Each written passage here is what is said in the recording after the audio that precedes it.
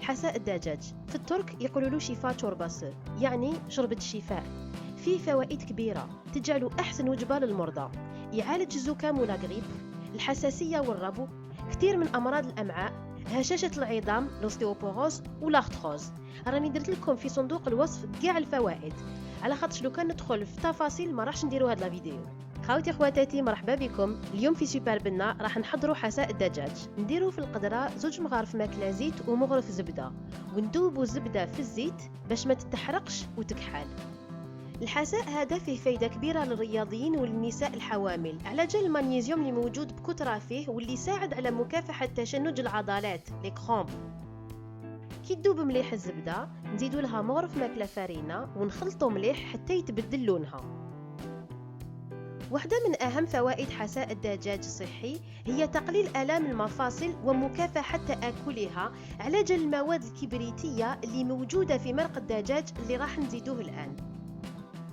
من بعد نزيدو 6 كيسان مرق الدجاج نكونوا حضرناه من قبل، يعني نكونوا غلينا لمدة 30 دقيقة صدر دجاج ولا فخذ ولا جناحتين اللي تكون متوفرة عندكم، ونخلطوا مليح.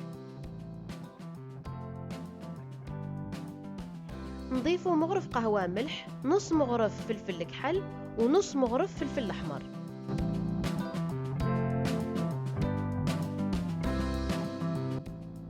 نزيدوا نص كاس فيرميسيل ونقصوا النار.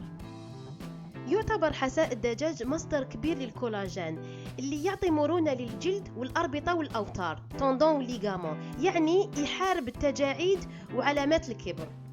في وعاء صغير نحطو صفار حبة بيض وعصير نص حبة ليمون ونخلطو مليح.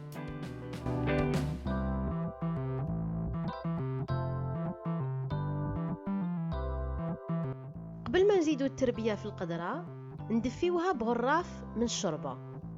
وبصفة عامة كي تكون القدرة تغلي ونكونوا رايحين نزيدو لها تربية ولا صوص لازم دايما تكون دافية باش ما يصمتش الذوق.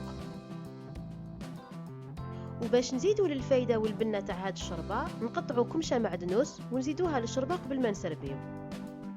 باش نرجعوا للفوائد اللي كنا نهضروا عليها مقبل، كاين ملاحظة مهمة جدا لازم نهضر لكم عليها.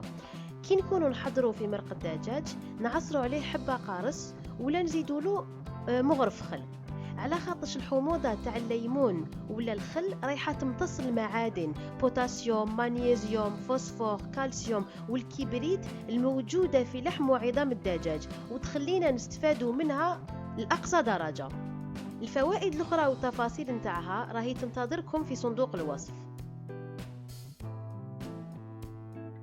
ما ننساوش الدجاج اللي حضرنا به البويون مرق الدجاج، ما رايحينش نرميوه لانه مازال فيه الخير، ورايحين نستعملوه في شوربة الدجاج اللي لازم تكتشفوا فوائدها من خلال الرابط اللي راهو يظهر لكم على الصورة.